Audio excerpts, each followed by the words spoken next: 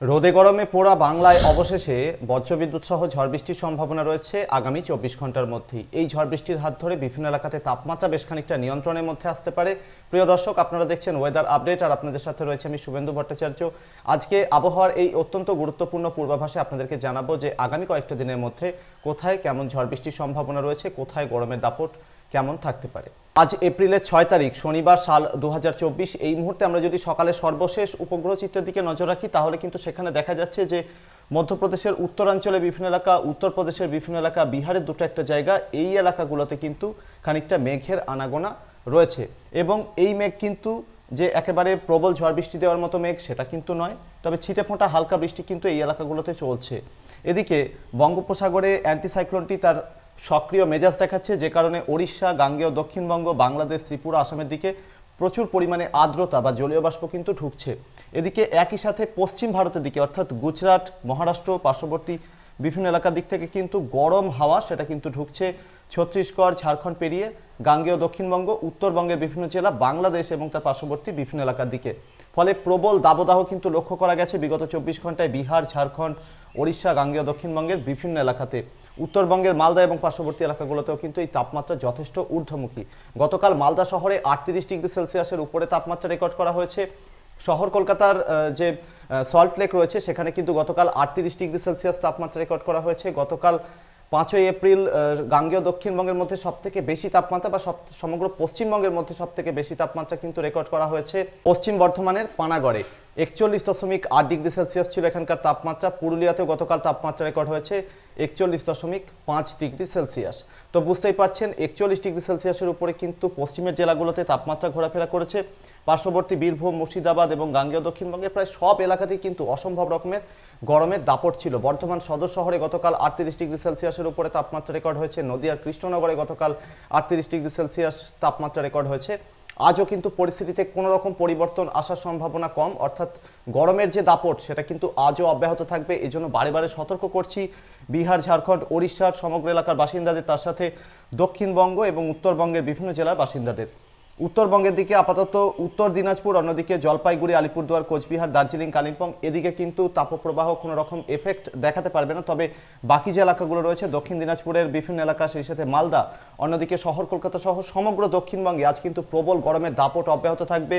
পশ্চিমের জেলাগুলোতে লু বইবে, যার মধ্যে বীরভূম, মুর্শিদাবাদ, সেই সাথে পূর্ব বর্ধমানে একাংশ, পশ্চিম বর্ধমান, অন্যদিকে পুরুলিয়া, বাঁকুড়া, পশ্চিম মেদিনীপুর, ঝাড়গ্রাম, এমনকি পূর্ব মেদিনীপুরের কিছু এলাকা, এই এলাকাগুলোতে কিন্তু আজ গরম হাওয়া বা লু বইতে দেখা যাবে এবং হিট ওয়েভ বা তাপপ্রবাহ কিন্তু যথেষ্ট আশঙ্কাজনক পরিস্থিতিতে পৌঁছাতে পারে। এই এলাকাগুলোতে 40 ডিগ্রি সেলসিয়াসের উপরে কিন্তু ম্যাক্সিমাম এলাকাতে তাপমাত্রা ঘোরাফেরা করবে এই পশ্চিমের জেলার ক্ষেত্রে। বাকি শহর কলকাতা সহ দক্ষিণবঙ্গের বিভিন্ন জেলা, যেরকম উত্তর দক্ষিণ 24 পরগনা, হাওড়া, পার্শ্ববর্তী নদিয়া জেলার বিভিন্ন এলাকাতেও কিন্তু মোটামুটি 37 থেকে 40 ডিগ্রি সেলসিয়াসের মধ্যে তাপমাত্রা ঘোরাফেরা করার সম্ভাবনা রয়েছে।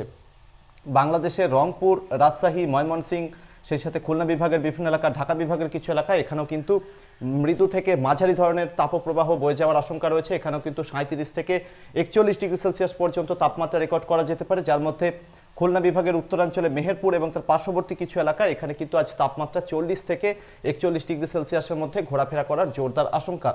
বাংলাদেশের রাজধানী ঢাকাতে কিন্তু আজ তাপমাত্রা 37 থেকে 38 ডিগ্রি সেলসিয়াসের মধ্যে ঘোরাফেরা করতে পারে।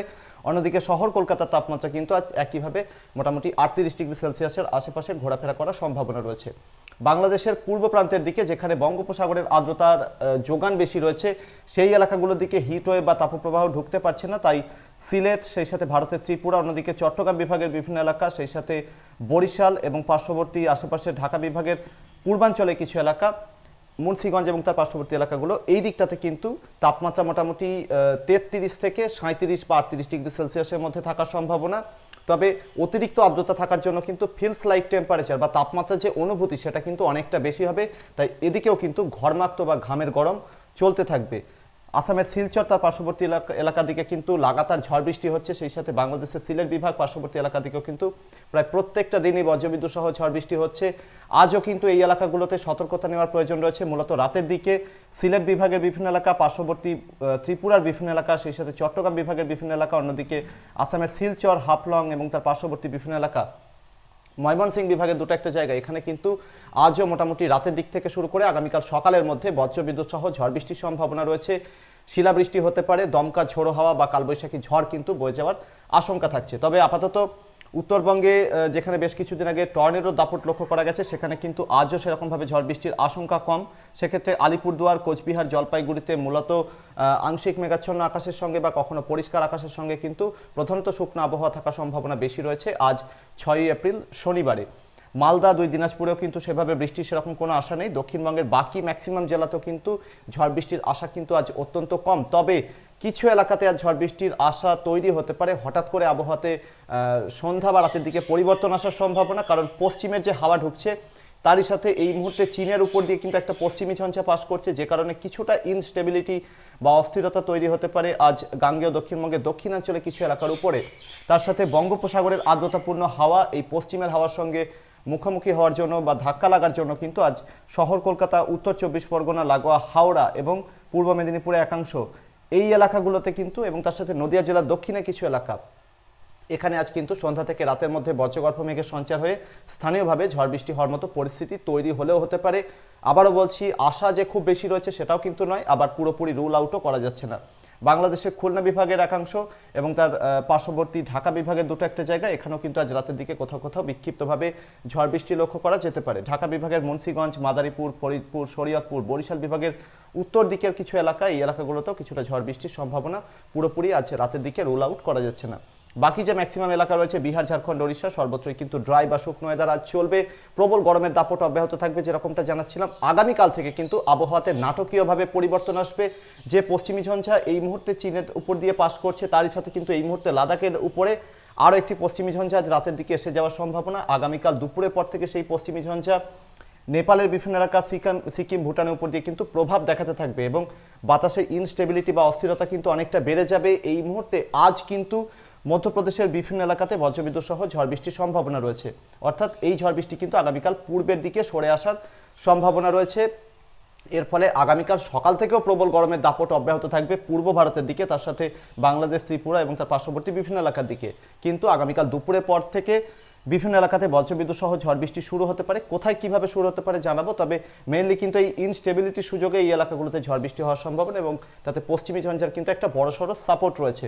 অতিরিক্ত আর্দ্রতার যোগান থাকার জন্য এবং এই ইনস্টেবিলিটির সুযোগে পাহাড়ের উপরে পশ্চিমী ঝঞ্ঝা থাকার জন্য আগামীকাল এপ্রিলের 7 তারিখ রবিবারে কিন্তু বেশ কিছু জেলাতে ঝড় বৃষ্টির সম্ভাবনা। প্রথমত ঝাড়খণ্ডের উত্তর দিকের কিছু এলাকা, কোডারমা, গিরিডি, মধুপুর, দুমকা, পার্শ্ববর্তী ধানবাদ, এই এলাকাগুলোতে বজ্রবিদ্যুৎ সহ ঝড় বৃষ্টির সম্ভাবনা রয়েছে আগামীকাল দুপুর থেকে সন্ধ্যার মধ্যে। সেই সাথে গাঙ্গেয় দক্ষিণবঙ্গের মুর্শিদাবাদ, বীরভূম, অন্যদিকে উত্তরবঙ্গের মালদা, দক্ষিণ দিনাজপুর জেলার কিছু এলাকা, সেই সাথে পার্শ্ববর্তী পূর্ব বর্ধমান, নদিয়া জেলার উত্তরের কিছু এলাকা, পশ্চিম বর্ধমান, এই এলাকাগুলোতেও কিন্তু আগামীকাল বিকাল থেকে সন্ধ্যা বা রাতের মধ্যে ঝড় বৃষ্টির সম্ভাবনা রয়েছে। যত রাত গভীর হবে এই ঝড় বৃষ্টি কিন্তু ধীরে ধীরে দক্ষিণের দিকে নামার সম্ভাবনা, অর্থাৎ দক্ষিণ ঝাড়খণ্ডের বিভিন্ন এলাকা, ওড়িশার বিভিন্ন এলাকাতে আগামীকাল সন্ধ্যা থেকে রাতের মধ্যে অথবা বিকাল থেকে রাতের মধ্যে বিভিন্ন এলাকাতে ঝড় বৃষ্টির সম্ভাবনা থাকছে। এবং সেই সাথে কিন্তু গাঙ্গেয় দক্ষিণবঙ্গের শহর কলকাতা সহ হাওড়া, হুগলি, 2 24 পরগনা, অন্যদিকে পূর্ব পশ্চিম মেদিনীপুর, ঝাড়গ্রাম, পুরুলিয়া, পার্শ্ববর্তী বাঁকুড়া, এই জেলাগুলোতেও কিন্তু আগামীকাল সম্ভবত রাতের দিকে ঝড় বৃষ্টির দেখা মিলবে। এবং পূর্ব দিকের তুলনায় অর্থাৎ উত্তর দক্ষিণ 24 পরগনা এই এলাকাটার তুলনায় পশ্চিম দিকের যে এলাকাগুলো, পুরুলিয়া, বাঁকুড়া, পশ্চিম বর্ধমান, সেই সাথে পশ্চিম মেদিনীপুর, ঝাড়গ্রাম, এই দিকটাতে কিন্তু ঝড় বৃষ্টির তীব্রতা বেশি থাকার সম্ভাবনা। যত সময় যাবে, যত রাত গভীর হবে আগামীকাল, তত কিন্তু ওড়িশার দিকে ঝড় বৃষ্টির তীব্রতা বাড়তে থাকবে। ওড়িশার বিভিন্ন এলাকাতে, দক্ষিণ ঝাড়খণ্ডের বিভিন্ন এলাকা, রাজধানী রাঁচি সহ জামশেদপুর, চাকুলিয়া, পার্শ্ববর্তী বিভিন্ন এলাকা, চাইবাসা, এই এলাকাগুলোর দিকে কিন্তু প্রবল ঝড় বৃষ্টি আগামীকাল রাতের দিকে হওয়ার সম্ভাবনা থাকছে। প্রিয় দর্শক, এই কারণে এই এলাকার বাসিন্দাদের, মূলত ঝাড়খণ্ড, ওড়িশা, গাঙ্গেয় দক্ষিণবঙ্গের বাসিন্দাদের এবং পার্শ্ববর্তী আশেপাশের বিভিন্ন এলাকার বাসিন্দাদের কিন্তু যথেষ্ট সতর্ক বা সাবধান থাকার প্রয়োজন রয়েছে আগামীকাল মূলত দুপুর বা বিকালের পরবর্তী সময় থেকে। অর্থাৎ আগামীকাল রাতে কিন্তু ঝড় বৃষ্টি হবে এরকমই জোরদার আশা রয়েছে।